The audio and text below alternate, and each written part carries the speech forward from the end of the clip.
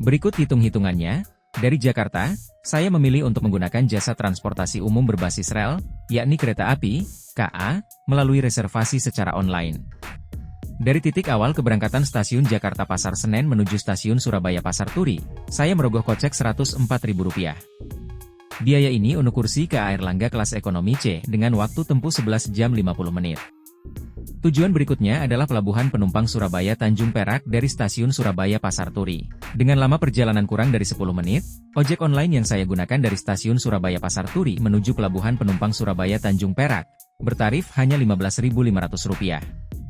Kemudian saya memesan tiket KM Labobar kelas ekonomi E seharga Rp516.000 untuk rute Pelabuhan Penumpang Surabaya Pasar Turi menuju Pelabuhan Penumpang Balikpapan Semayang.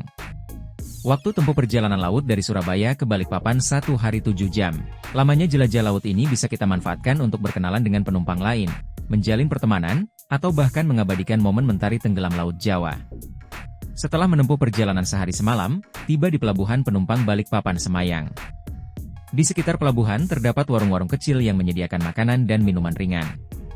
Seraya melepas penat, kita bisa mengudap makanan khas Kalimantan Timur yang juga umum dijumpai di sejumlah daerah di Kalimantan Selatan dan Sulawesi, yakni nasi kuning. Perjalanan kemudian dilanjutkan dengan ojek online dari Pelabuhan Penumpang Balikpapan Semayang menuju Terminal Batu Ampar. Cukup Rp13.000, ongkos yang harus saya bayar untuk jasa online rider ini. Di Pelabuhan Batu Ampar, tersedia hanya satu perusahaan operator bus yang melayani rute Balikpapan IKN yakni Posinar Jaya. Anda tak perlu melakukan reservasi tiket secara online, bisa melakukan pembayaran di Terminal Batu Ampar, atau di dalam bus. Berapa biaya yang harus Anda keluarkan? Hanya Rp43.000 untuk waktu tempuh perjalanan selama 2 jam. Rute yang dilalui sangat berkontur, atau istilah zaman sekarang hilly. Mulai dari Jalan Raya Soekarno-Hatta, melalui Samboja, kemudian melintasi Jalan Raya Sepaku untuk selanjutnya membelah Jalan Negara.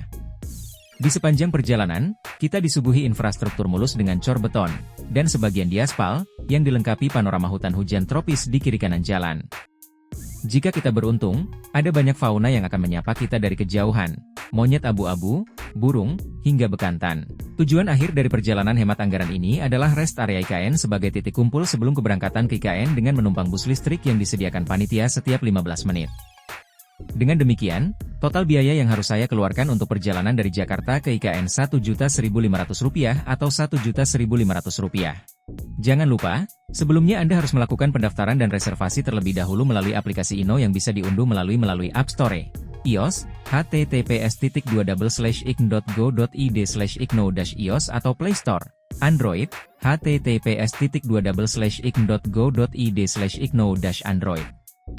Apabila terdapat kendala dalam aplikasi, dapat menghubungi kontak IKNO 082144376300. Pengunjung juga bisa mengakses panduan kunjungan pada tautan berikut, https://ikn.go.id/pedoman kunjungan Nusantara.